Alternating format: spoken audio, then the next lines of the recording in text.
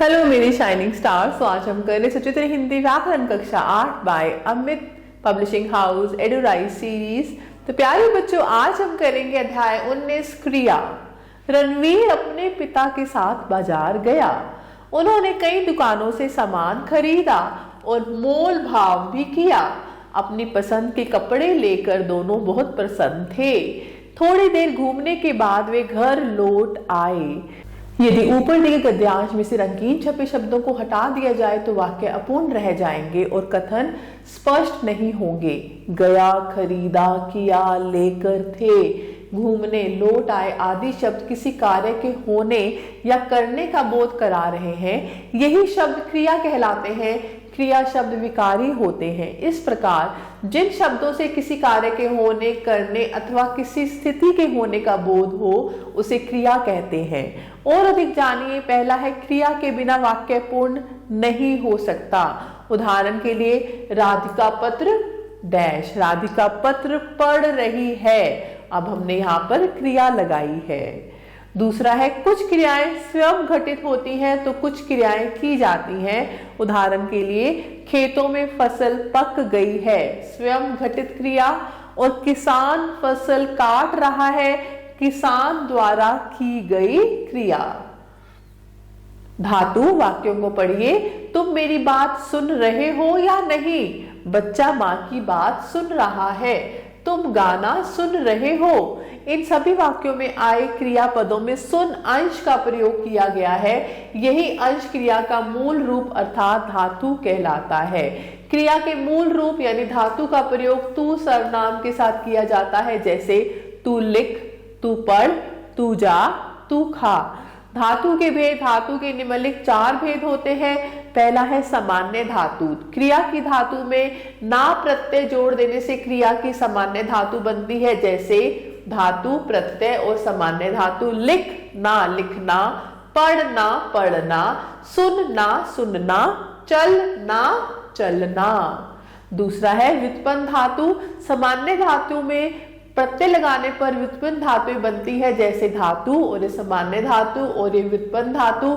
चल चलना, चलाना, चलवाना, चलाया, ये है व्युत्पन्न धातु। सो सोना, सुलाना, सुलवाना, सुलाया। तीसरा है नाम धातु। संख्या, सर्वनाम, विशेषण आदि शब्दों के अंत में प्रत्यय जोड़कर जो धातुएं बनाई जाती हैं उन्हें नाम धातु कहते हैं। जैसे संज्ञा से शर्म है, शर्माना, बात, बतियाना। सर्वनाम से अपना, अपनाना, मैं, मिमियाना। विशेषण से गरम, गरमाना, चमक, चमकाना। आगे है मिश्र धातु। वे धातुएं जो संज्ञा, विशेषण और क्रिया विशेषण शब्दों के बाद करना, लेना, लगना, होना आदि लगाकर बनाई जाती है, उन्हें मिश्र धातु कहते हैं। जैसे संज्ञा से बात करना, बात करना। विशेषण से अच्छा लगना, अच्छा लगना। क्रिया विशेषण से पीछा करना, पीछा करना। क्रिया के भेद, क्रिया के भेद 2 आधारों पर किए जाते हैं। पहला है कर्म के आधार पर, दूसरा है प्रयोग और संरचना के आधार पर। तो पहला है कर्म के आधार पर क्रिया के भेद। अकर्मक क्रिया, अ यानी बिना, कर्मक कर्म के, वे क्रियाएं जिनमें कर्म नहीं पाया जाता है और ना ही कर्म की अपेक्षा होती है, अकर्मक क्रियाएं कहलाती हैं। इन क्रियाओं का प्रभाव सीधे कर्ता पर पड़ता है। इस प्रकार जो क्रिया कर्म की अपेक्षा नहीं रखती उसे अकर्मक क्रिया कहते हैं। जैसे बच्चा रोता है, वह हंसता है, ट्रेन चलती है, पक्षी उड़ते हैं, फूल खिलते हैं, मैं सोता हूँ, बिल्ली कूदती है, नदियां बहती हैं, बच्चे खेलते हैं। इन वाक्यों में क्रिया का सीधा प्रभाव कर्ता पर पड़ रहा है। यहाँ कर्म का सर्वथा अभाव है, अतः ये क्रियाएं अकर्मक हैं।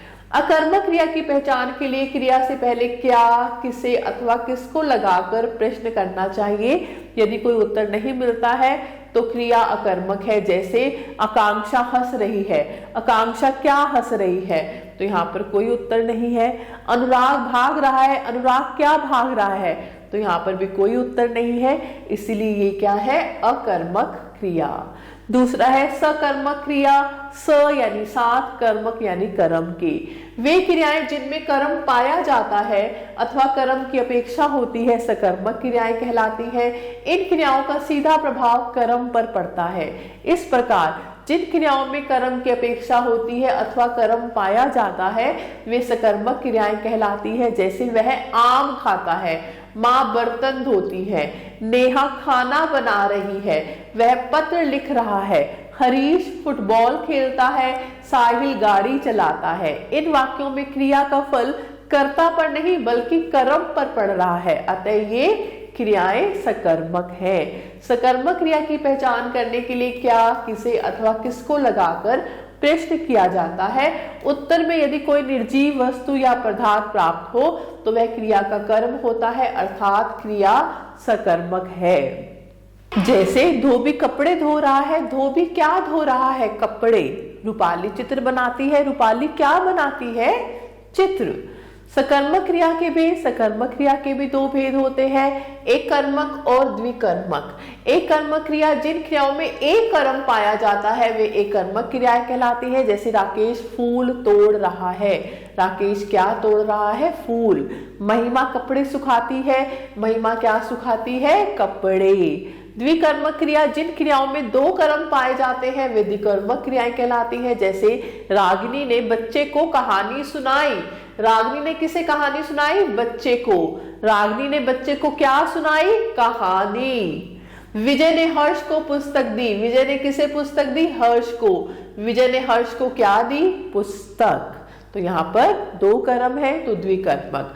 और अधिक जानिए, कई बार सकर्मक क्रियाओं में कर्म का प्रयोग नहीं होता फिर भी वे क्रियाएं अकर्मक नहीं मानी जाती। जैसे विनीत पढ़ रहा है, यहाँ पर कर्म का अभाव है, यहाँ कर्म का अभाव होने पर भी उत्तर की अपेक्षा है। जैसे पुस्तक, कहानी, पत्र आदि। अकर्मक क्रियाओं के साथ उसी क्रिया से बनी भाववाचक क्रिया जोड़ देने से अकर्मक क्रिया सकर्मक बन जाती है। जैसे काजल कई खेल खेलती है, काजल क्या खेलती है, खेल। दूसरा है प्रयोग और संरचना के आधार पर क्रिया के भेद। पहला है संयुक्त क्रिया। साधारणतः मुख्य क्रिया के साथ सहायक क्रिया का प्रयोग किया जाता है, जिसमें पहली मुख्य क्रिया होती है और दूसरी सहायक क्रिया जो कि मुख्य क्रिया के अर्थ का विस्तार करती है। इस प्रकार की क्रिया को संयुक्त क्रिया कहते हैं। जैसे सुमन पढ़ाई कर रही है, कैलाश माँ बुला रही है। इस प्रकार दो या दो से अधिक धातुओं से मिलकर बनी क्रियाएं संयुक्त क्रियाएं कहलाती हैं। जैसे आ गया। रंजक और सहायक क्रिया, जब कोई क्रिया मुख्य क्रिया के साथ जुड़कर अपना अर्थ खोकर मुख्य क्रिया के अर्थ में विशेषता लाने का कार्य करती है तब वह रंजक और सहायक क्रिया कहलाती है। जैसे मदारी खेल दिखा रहा है, बच्चों बाहर आ जाओ। नाम धातु क्रिया, जो क्रियाएं संज्ञा, सर्वनाम, विशेषण, अनुकरणात्मक आदि शब्दों में प्रत्यय जोड़कर बनाई जाती है वे नाम धातु क्रियाएं कहलाती हैं। जैसे संज्ञा शब्दों से झूठ झुठलाना, टक्कर टकराना, लात लतियाना, फिल्म फिल्माना, लज्जा और शर्म लज्जाना शर्माना, बात बतियाना। विशेषण शब्दों से साठ सठियाना, मोटा मुटियाना। सर्वनाम शब्दों से अपना आप अपनाना, मैं मिमियाना। अनुकरणात्मक शब्दों से बड़बड़ बड़बड़ाना, खटखट खटखटाना, दंदन दंदनाना, टिम टिम टिमटिमाना, गुड़गुड़ गुड़गुड़ाना, थप थप थपथपाना, गुनगुन गुनगुनाना, भिन भिन भिन भिनाना। प्रेरणार्थक क्रिया, जब कर्ता स्वयं कार्य न करके अन्य को कार्य करने के लिए प्रेरित करता है तब वह क्रिया प्रेरणार्थक क्रिया कहलाती है। जैसे आरोही बिल्ली को दूध पिलाती है, अनु गाय को चारा खिलाती है। इन दोनों वाक्यों में पिलाती और खिलाती प्रेरणार्थक क्रियाएं हैं क्योंकि यहाँ कर्ता स्वयं कार्य नहीं कर रहा है बल्कि किसी दूसरे को प्रेरित कर रहा है। उदाहरण, कार्तिक दूध पीता है स्वयं, माँ कार्तिक को दूध पिलाती है प्रेरित होकर। दोनों स्थितियों में कार्तिक पी रहा है परंतु प्रथम वाक्य में वह स्वयं दूध पी रहा है जबकि दूसरे में माँ द्वारा प्रेरित किए जाने पर दूध पी रहा है। इस प्रकार यहाँ दो प्रकार के कर्ता हैं, एक है प्रेरणा देने वाला प्रेरक कर्ता और दूसरा है प्रेरणा प्राप्त करके कार्य करने वाला प्रेरित कर्ता। प्रेरणार्थक क्रिया के भेद हैं, इसके भी दो भेद होते हैं, प्रथम प्रेरणार्थक और द्वितीय प्रेरणार्थक। पहला है प्रथम प्रेरणार्थक क्रिया, जब कर्ता स्वयं कार्य करने की प्रेरणा देता है तब वह क्रिया प्रथम प्रेरणार्थक क्रिया कहलाती है। जैसे राशि बच्चे को नहलाती है, कर्ता स्वयं बच्चे को नहाने के लिए प्रेरित कर रहा है। द्वितीय प्रेरणार्थक क्रिया, जब कर्ता कार्य में स्वयं सम्मिलित ना होकर किसी अन्य को कार्य करने के लिए प्रेरित करता है तब वह क्रिया द्वितीय प्रेरणार्थक क्रिया कहलाती है। जैसे गगन शिवानी से बच्चे को पढ़वाता है, गगन स्वयं प्रेरित ना करके शिवानी को कार्य करने के लिए प्रेरित कर रहा है। उदाहरण के लिए क्रिया प्रथम प्रेरणार्थक और द्वितीय प्रेरणार्थक, पीना पिलाना पिलवाना, खाना खिलाना खिलवाना, दौड़ना दौड़ाना दौड़वाना, खेलना खिलाना खेलवाना, हंसना हंसाना और हंसवाना। पूर्वकालिक क्रिया मुख्य क्रिया से पहले होने वाली क्रिया पूर्वकालिक क्रिया कहलाती है। जैसे सुधीर ने भागकर बस पकड़ी, माँ पर्स लेकर ऑफिस गई। इन वाक्यों में भागकर और लेकर पूर्वकालिक क्रियाएं हैं, क्योंकि ये पकड़ी और गई मुख्य क्रियाओं से पहले घटित हो रही है। अन्य उदाहरण, रेवा पढ़कर सोने चली गई, नंदन घर आकर खेलने गया, बेटा खाना खाकर चले जाना, चिड़िया उड़कर पेड़ पर बैठ गई। तो चलो अब दोहराते हैं। कार्य के होने या करने को क्रिया कहते हैं। क्रिया को दो आधारों पर बांटा गया है, कर्म के आधार पर और प्रयोग और संरचना के आधार पर। कर्म के आधार पर क्रिया के दो भेद हैं, अकर्मक और सकर्मक। प्रयोग के आधार पर क्रिया के भेद हैं, संयुक्त क्रिया, नाम धातु क्रिया, प्रेरणार्थक और पूर्वकालिक क्रिया। जब वाक्य में दो या दो से अधिक क्रियाएं मिलकर एक पूर्ण क्रिया का कार्य करें, संयुक्त क्रिया। संज्ञा सर्वनाम विशेषण शब्दों के साथ प्रत्यय जोड़कर बनाई गई क्रिया नाम धातु, जहां कर्ता स्वयं कार्य न करके अन्य किसी को कार्य करने के लिए प्रेरित करे, प्रेरणार्थक। और मुख्य क्रिया से पूर्व होने वाली क्रिया पूर्वकालिक। तो अब आपकी बारी। प्रश्न 1, निम्नलिखित वाक्यों में कर्म रेखांकित करो। हम रोज शाम को क्रिकेट खेलने जाते हैं। तो इसमें कर्म है क्रिकेट। हम सारी संपत्ति लुटा दें तो हमारे परिवार का क्या होगा?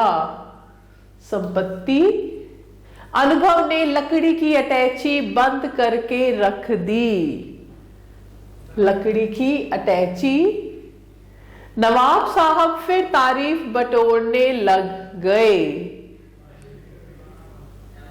तारीफ। सामने बैठे चित्रगुप्त बार बार चश्मा पोंछ रहे थे। तो ऐसे आप बता सकते हैं। प्रश्न 2, निम्नलिखित शब्दों से नाम धातु क्रिया बनाओ। थर थर थरथराना, शर्म शर्माना, लज्जा लज्जाना, गुनगुन गुनगुनाना, बात बतियाना, दंदन दंदनाना। तो ऐसे ही आप कर सकते हैं। प्रश्न 3, निम्नलिखित वाक्यों में क्रियापदों को रेखांकित करके संरचना के आधार पर उनके भेदों के नाम भी लिखो। तो क, जब काम पूरा ना हुआ तो राकेश बड़बड़ाने लगा। ऐसे ही जैसे बेगम ने सच्चे मोतियों से जड़ा पंखा तैयार करवाया था। करवाना यानी किसी को प्रेरणा दी है, तो यहां पर है प्रेरणार्थक क्रिया।